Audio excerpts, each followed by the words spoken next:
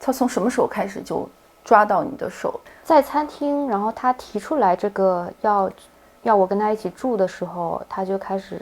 握住我的手。我想要走，我说我要回家，然后他把我的行李拿走了。我肯定是眼神里面露出来了恐惧，我自己知道。而且他看着我，他就笑，他说：“你怕我吗？”然后非常明显，这不是他第一次做了，我绝对不是第一个受害人。就是不能我去怕流氓，得要流氓怕我。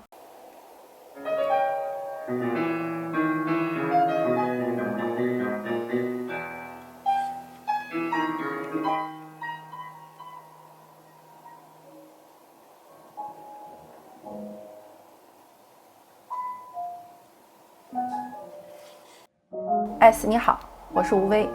你好。首先是谢谢你，在镜头面前跟我做这个访问。我知道这不是一件很容易的事情，然后其实也不开心，所以我想先说的是，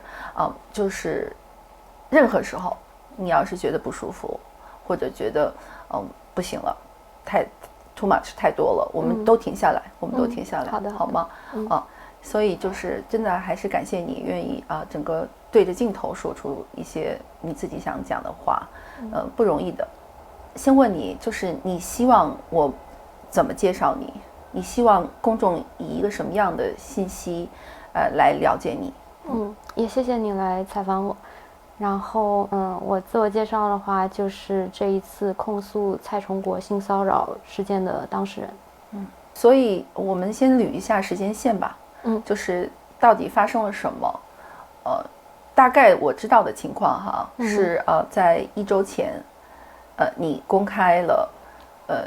写了一封信，然后也公开了一些信息和一些邮件一些资料，来对公众披露这个事件。但是到底整个在这个公布这个事件之前，到底发生了什么？我是1月24号上周三的时候发出的。这个事件，这个控诉面向公众发出的。然后这件事情，本身性骚扰事件的话，是在1月21号周日晚上发生的。事件发生完以后，我是先回到家里，然后是一开始就是也告诉了几个朋友，但是就是还没有决定具体要怎么样的反应怎么办。然后最开始也是最大的情绪是一个非常震惊的状态。然后就感觉一片空白，我觉得我需要好好想一想。有一些朋友一开始也问我要怎么办，我都告诉他们说你让我先想一想。然后就是想了大概有2天半这样子的一个时间，然后在周三的时候决定我还是得要说出来，不能就这么算了。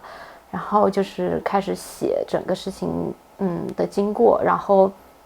在写的过程中其实又重复回想了所有的细节。所以当时其实是越写心里面还是就真正有一点开始反应过来了。那个时候是有一些愤怒的情绪。为什么会和蔡崇国有接触，主要也是因为一个是因为我们参加了同一个为期3天的会议，然后在会议的第2天我是有去跟他自我介绍，是因为我的一个朋友是经常在 Clubhouse 上听他讲东西。我们在纽约是经常会有一些社群的活动，然后我这个朋友非常想要去邀请他来做一期活动，就是趁他从法国到美国来这个时间，然后我就帮我这个朋友去跟他先打个招呼，然后也跟他就是稍微的熟悉一下，以便我们之后可能一起聊一期播客这样。我复述一下，可能因为可能很多人，我们的观众或者什么都没有看过你的那个控诉信，或者是并没有不知道整个事情的经过。咱们现在整个拎一下，基本就是，你住在纽约的，你是本身是住在纽约的，对。然后是上个周末去华盛顿开了一个会，对。这个会，你和蔡崇国都是出席者，所以这是你第一次见他。对。刚才像你说的，之前你也并不太了解他。对，但是知道他的名字，然后跟你一起比较熟的一个朋友，因为要做活动，之前也比较尊敬他，所以需要接触他，然后邀请他来纽约参加接下来的一个活动。对，你是因为这个原因，所以主动向他介绍了你自己。对，就跟他打了一个招呼。OK， 这是在会议期间。对，会议的第2天。会议结束，你们碰巧坐到了同一辆火车上。也就是说，在会议期间到你去上火车之前，你觉得他是有无意中的碰到你的，是吧？就是并不是说约好了一起上火车。就一开始他有问我怎么样回纽约呀，然后他其实可以改时间跟我一起，然后我都是说，一开始我是订的半夜到的火车，我说不太方便，就是让他也那么晚回去。但是后来我第3天的时候要回去的时候，我觉得很累，我本来想在 DC 多待一会儿，后来就决定改了一个时间。改了以后发现他跑过来说他订了一个班次，但是我们那个时候订的并不是同一个班次回纽约的。可是后来就是非常不巧的是，我那一班突然就 delay 了，甚至可能说是取消了，然后我跟他订的那一班次只差了好像只有5分钟还是10分钟，然后他就发短信说要我坐他的那一班车，然后我当时也有一点慌张，不知道，我想要早一点回纽约去休息，我就直接去坐了他那一班车，然后非常碰巧又上了同一个车厢，这些我都把那个信息截图也都发出来了，在文件里面。然后后来就是那就坐到一起了，然后就想着那之后要跟他一起做活动做节目的话，我们就在车上就也聊了一些。然后可是在到达纽约以后，我本来是很想回家，而且我当时并不饿，我就很累，可是他却说一定要去一起跟他吃个饭，而且说法国人都是晚上9点钟才吃饭。我知道，我也确实我去过法国，也确实知道法国人吃晚饭比较晚，然后当时也没有想太多。虽然我其实首选我肯定是不想去吃这个饭，但是又觉得老人家就是老前辈，那多聊一下也可以。他难得来一趟美国，然后就去就近去吃了一个饭。可是而且吃饭的时候我有跟他讲之前我们是怎么样想去推动 Me Too 运动的，怎么样去反性骚扰，这些事情我都有讲。然后可是讲到后来，他就突然又拿出手机说他担心他的这个酒店的预定要错过时间什么的，他要去酒店。然后本来的话那就去吧，可是这个时候他就开始就是表现的比较不一样，他要我跟他一起去，然后这个时候也说要我住在他的酒店房间里面，然后也直接拿过我的行李背在身上。其实后来我是非常后悔，我这一次没有用行李拖箱，我这次只用了一个可以背在身上的一个大包，这样就让他非常容易的能够拿过去背在身上。我是一个不太喜欢和人直接起肢体冲突的人，所以当时我也没有不知道怎么样去抢过来吧。我们现在往回问几个问题，有可能让你不舒服哈。你不舒服你就随时说。好的。就很多人会问你，你为什么要跟他回去酒店？还在餐厅的时候，他就一系列的动作，就是又摸我的手，牵我的手，然后又试图抱我。抱我的时候，我大概有躲过来，但是他就拿着我的行李，我也不知道该怎么办。就是吃晚饭的时候，然后这个时候他才说的，要我跟他一起住，说天冷，甚至还说要去他房间洗个澡。这个地方停一下哈，可能会不舒服，但这个细节很重要。他说让你跟他回酒店一起住的原文是怎么说的？吃完饭到这个时候的时候，他先说他担心酒店错过 check in 的时间，然后他就说了要我跟他一起住一起过夜。然后他反正提到过的一大堆的内容，包括让我在他那儿洗个澡，让我住在他那儿，然后他说他可以睡地上，然后还有他不会强迫我的，还有他说也可以开另外一间房。就是这些都是在还没有离开餐厅的时候，但是正准备就是我们都已经吃完了，差不多吃完的时候说的。我想要走，我说我要回家，然后他把我的行李拿走了然后就走在路上，就直接就去他的酒店了。然后正好他的酒店也离吃饭的位置确实挺近的，然后我是一直有在说我要回家，我这个没有危险。所以他提出来你跟他一起回去住酒店的时候，你第一表示出来拒绝吗？我一直都说拒绝。就是你表示出来愤怒吗？我的反应就是不是一个特别激烈的反应，但我的言辞非常的清楚。明白。我说我要回家。OK。然后纽约这个时间并不晚，很正常。整个过程我是主要的情绪就是震惊，非常的震惊。到后半部分开始有了恐惧，就前半部分还没有完全反应过来，只是一直在想怎么办。包括走在路上的时候，我一直在用手机查我要怎么样回家，然后发现其他酒店甚至是跟我想去的地铁是反方向，我都一直心里面在纠结要怎么办。然后去到酒店又发现他不会英语，然后还帮他翻译，然后而且他确实有提过说开2个房间，然后可是我后来到酒店我发现他并没有真的想要开2个房间的意思。还有一个细节我刚才听的我也比较诧异，就是他从什么时候开始就抓到你的手，就是抓住，还是偶尔摸一下，还是怎么会怎么可以？在餐厅，然后他提出来这个要我跟他一起住的时候，他就开始握住我的手，然后我应该是有抽出来，他反正然后就是那个时候，就是他一切的这些行为还有言语，就是突然一下对我来说是突然一下转变成了一个两性的关于性的一种来往，就是之前都是聊天，我觉得都还我聊天我也可以就是比较大方的去聊，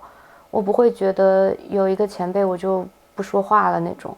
我还是可以说话的。但是后来他就握我的手，就是那种男性对女性的那种就是有性的意味的那种触碰，然后说要我跟他一起过夜，我就知道是什么意思，我就当即表示拒绝。我是有把手抽回来，我有一度我是拿回了我的行李，然后帮他解决了这个误会以后，我看他没有问题了，我就要走，可是他就追过来，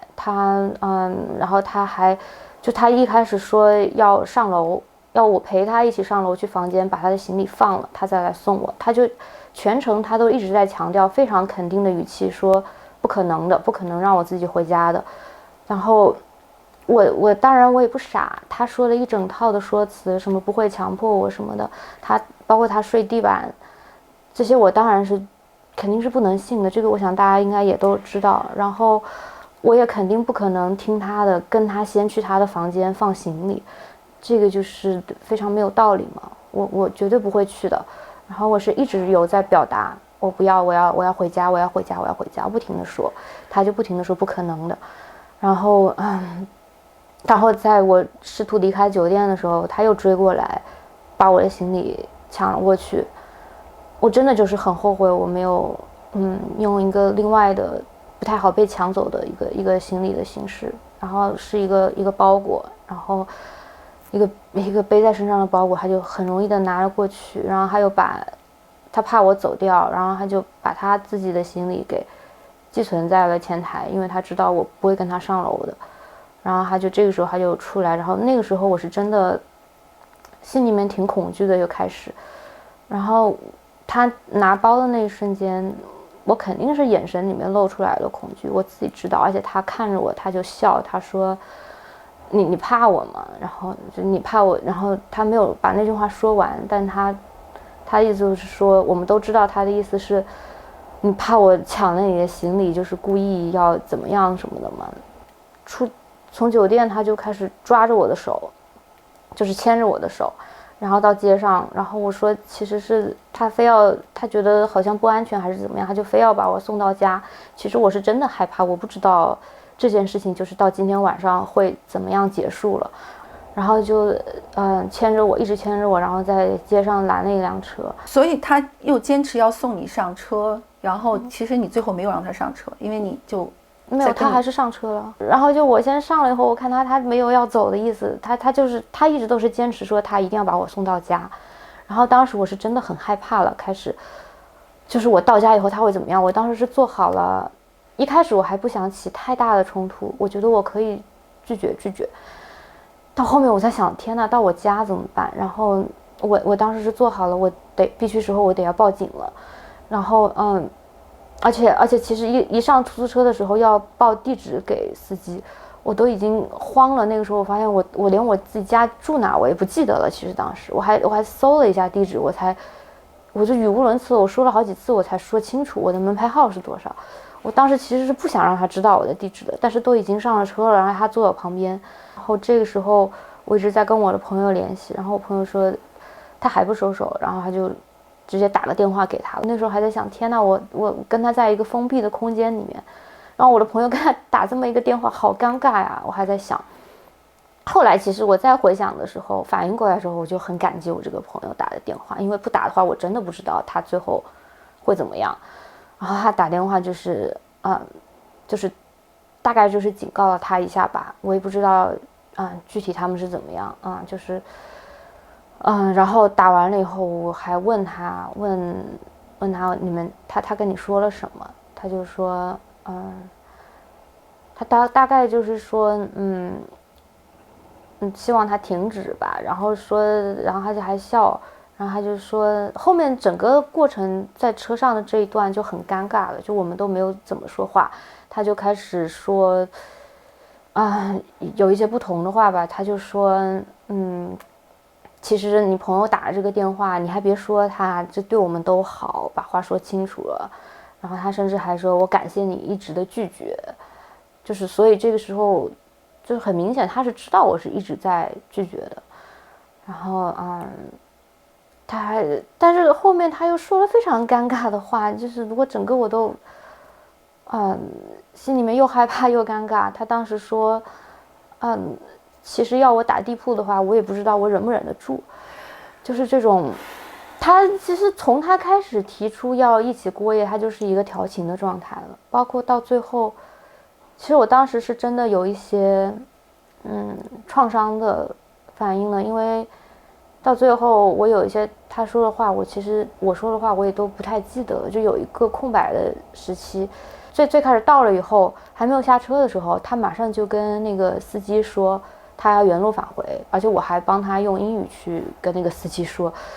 所以那个时候我心里就松了一口气了，我知道他不会跟着我下车。然后后面的记忆我就有一点模糊了，我只记得我下车以后。他也下车，然后他看着我，然后我不记得为什么他说了一些什么，然后我笑了一下。我真的不记得我为什么笑了，但是我记得非常清楚的是，我笑完以后，我是一种礼貌性的一种示好式的笑吧，然后也因为那个时候放松了，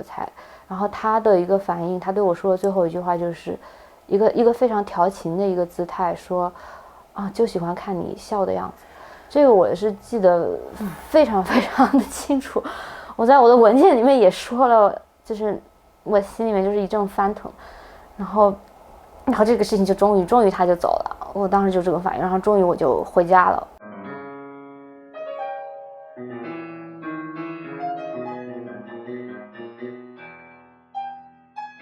我其实心里面是，确实我不希望，我相信很多有过同样境遇的人应该能够理解，就我心里面打从心底我不想去承认这样子很糟糕的事情发生了。我觉得，因为我觉得最悲哀的就是他完全不尊重我独立的人格，然后他只是把我不知道他在怎么看我的，他就好像我只是一个牵线木偶，然后只要他不停的去 push， 他不停的去操纵，我就会顺他的意。所以你全程是觉得绝对被冒犯了，是吧？是肯定是被冒犯了，这个触碰是不舒服的，不是我想要的，但是心里面又同时在就是希望这一切不是真的。你当时发出这个第一封公开邮件，等于就是说现在我来控诉蔡崇国对我的性骚扰，把它公开了。你当时的诉求，你当时的目标？当时我的想法就是，我觉得很简单，就是不能我去怕流氓，得要流氓怕我。我觉得这个就是我坚信的一种，就是这样才是对的。我是想要揭发他，因为我知道他没有得到任何惩罚的话，他肯定还会再做，而且这件事情非常明显，这不是他第一次做了，我绝对不是第一个受害人。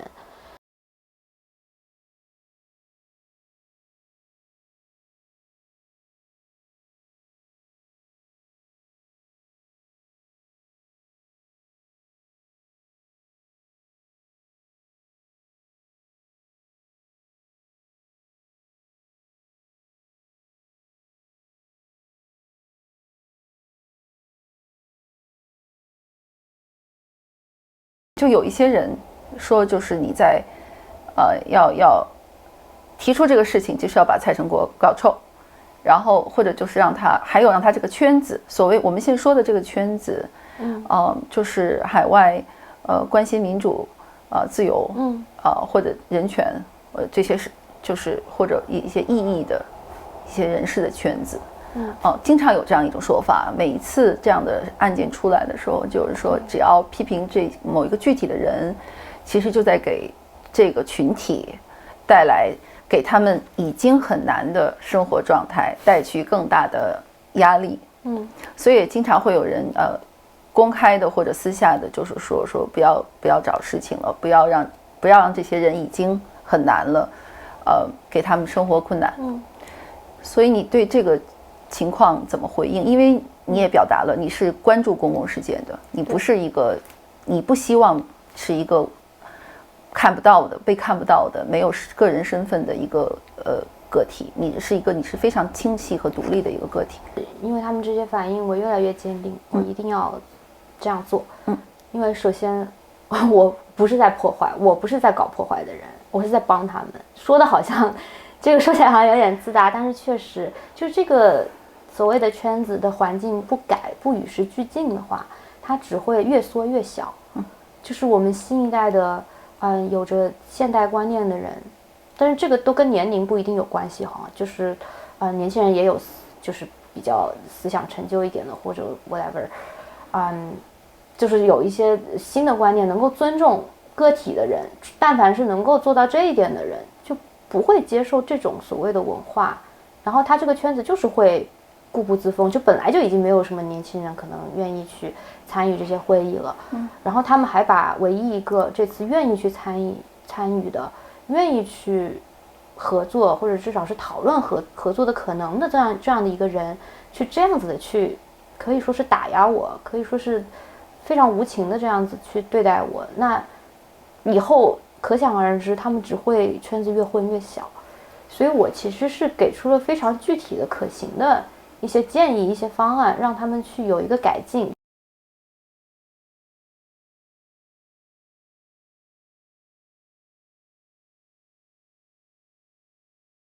你要知道法律，然后还有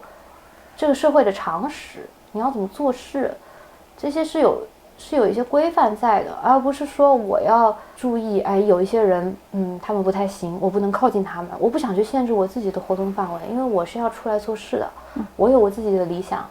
我有我自己想实现的目标，我不要去畏手畏脚的，所以我希望他们像我在诉求里面说的，其实我最后提的都是非常切实可行的